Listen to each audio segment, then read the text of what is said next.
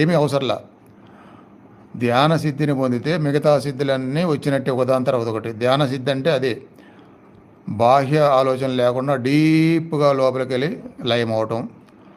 ఆ లయం అయినప్పుడు కొద్దిగా క్లారిటీ ఉండటం.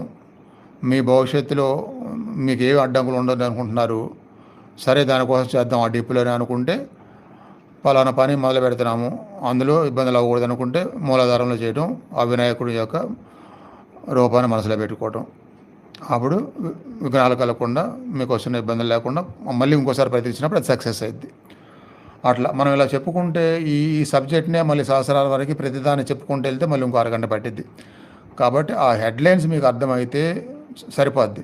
తర్వాత మిగతా అర్థం అవటం స్టెప్ బై స్టెప్ ప్రతిరోజు కొన్ని పాయింట్స్ ఎలాగో వస్తూనే ఉంటాయి.